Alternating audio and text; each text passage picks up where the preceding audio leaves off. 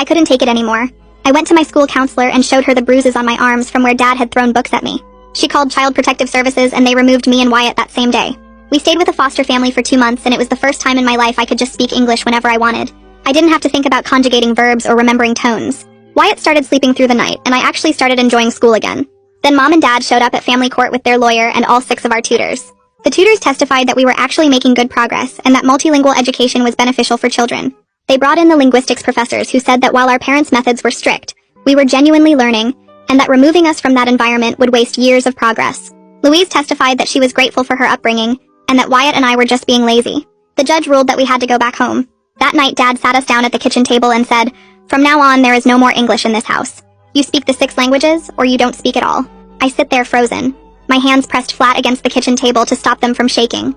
Dad's eyes move from me to Wyatt and back again, waiting for one of us to mess up, to say something in English so he can prove his point.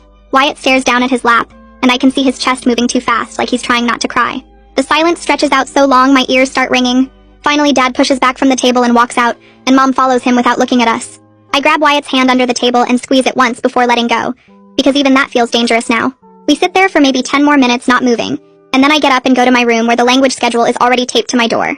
Monday French, Tuesday German, Wednesday Mandarin, Thursday Arabic, Friday Russian, Saturday Japanese, Sunday review. The same schedule that's been controlling my life since I was little, except now there's no escape at all. I change into pajamas and get into bed even though it's only 8 o'clock because I don't know what else to do.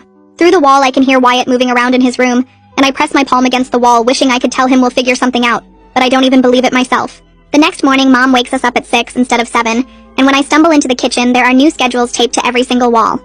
Kitchen, living room, hallway, bathroom, even inside the pantry.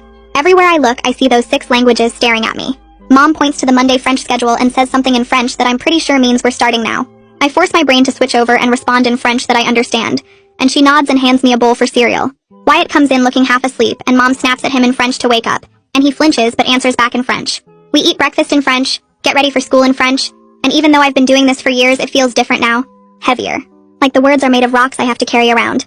At the school I can finally speak English again, and it's such a relief I almost cry in homeroom. But by Tuesday night I'm so tired I can barely think. The German tutor leaves at 7 and I still have 2 hours of homework in German, and I'm staring at verb conjugations that keep blurring together. My head drops forward and I jerk awake. Then it happens again. The 3rd time I don't wake up until Mom is shaking my shoulder hard enough to hurt. She's yelling at me in German and I try to focus on what she's saying, but my brain feels like mud.